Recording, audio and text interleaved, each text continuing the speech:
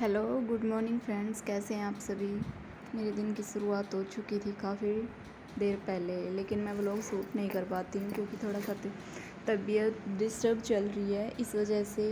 और कुछ मेरे एग्ज़ाम हैं बीएड के, तो उनकी मैं प्रिपरेशन कर रही हूँ। कुछ प्रैक्टिकल्स फाइल हैं वो मैं साथ साथ बना रही हूँ। आई होप आपने तैयारी शुरू कर दी होगी हरियाणा के सीईटी की।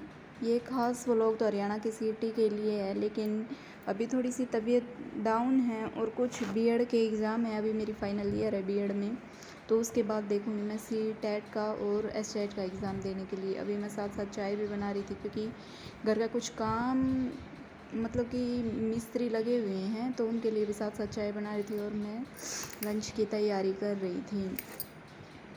एक लेडीज़ के लिए इतने काम हो जाते हैं कि उसे मल्टी टाइम्स खुद को डिवाइड करना पड़ता है। वो सोचती है कि एक ही बार में एक दो जो जितने भी काम निपटते उतने निपटा लूँ, और एक हाउसवाइफ ही इस बात को समझ सकती है कि वो कितना क्या करती है। औरों को कहने के लिए तो ये है कि कुछ भी नहीं करती, लेकिन उसी को पता है कि वो क्या करती है। तो अब घर का काम करने के बाद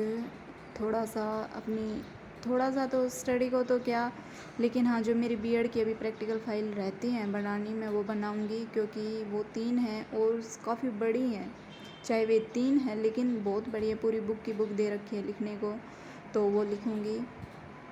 और थोड़ा सा तबीयत का इशू चला हुआ है कि मैं व्लॉग नहीं बना पाती हूँ, और थोड़ा सा यही है। जल्दी से मेरे बीएड के एग्ज़ाम हो जाए तो मैं प्रॉपर ढंग से सीईटी की तैयारी करूं और थोड़ा सा हेल्थ ठीक हो जाए। पता नहीं मौसम की वजह से या किस वजह से थोड़ी सी तबीयत डाउन चली हुई है लगातार।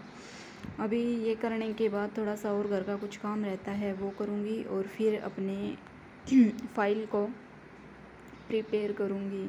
तो आई होप आप तैयारी करने लगे होंगे, और नहीं करने लगे हो तो यार एक किचन तक सीमित रहकर मत रह जाओ, क्योंकि ये किचन तो लास्ट तक चलेगा। जब तक सांसें हैं तब तक ये चलता रहेगा। और लेडीज़ की लाइफ तो ऐसी है कि मरते दम तक बस पूछो मत उसका तो क्या हाल होता है। मैं ये नहीं कहती कि सभी लेडीज़ एक जैसी हैं या सभी के घर वाले एक जैसे हैं, लेकिन मैंने जहाँ तक देखा है बहुत कम चांस हैं कि लड़की आगे बढ़ पाती हैं, और वो भी शादी के बाद। शादी के बाद तो ये समझ लो कि एक बहुत बड़ी रिस्पॉन्सिबिलिटी के साथ अपने लिए टाइम निकालना और बच्चों को देखना, अपने सास ससुर को देखना, एक जॉइंट फैमिली के साथ होना बहुत मुश्किल होता है। मैंने किया है और मैं कर भी रही हूँ। बहुत टफ है लेकिन करना पड़ता है, सबकी सुननी भी पड़ती है और सबके लिए काम भी करना पड़ता है। तो इसीलिए कहती हूँ, हाँ, कामयाब होने के बाद कुछ हद तक फ़र्क हो जाता है, तो इसीलिए कहती हूँ। और उसके लिए तो पढ़ना ज़रूर पड़ेगा। कहती हूँ सब कमाओ, इतना तो कमाओ कि खुद की जो इच्छा है वो पूरी कर सको। ये कुछ खरीदने के लिए या कुछ करने के लिए ये सोचना ना पड़े कि आपको कि ये चीज़ लेनी चाहिए या नहीं लेनी चाहिए। इस चीज़ के लिए किसके आगे हाथ फैलाया जाए। हाँ, जो नहीं कमाते उनको चाहिए, मेरी बात कड़वी लगे, उनको हाथ फैलाना पड़ता ही है और पड़ेगा ही, क्योंकि कोई दूसरा सेकंड ऑप्शन है ही नहीं तुम्हारे पास। तो इसलिए कहती हूँ कमाओ। बहुत ज़रूरी नहीं है कि आप पढ़ो, कम पढ़े लिखे हो तो भी बहुत से रास्ते हैं। पार्लर का है, अपनी सिलाई का है, तो उनसे करो, पर ठाली मत बैठो। किसी के आगे हाथ फैलाने की ज़रूरत नहीं।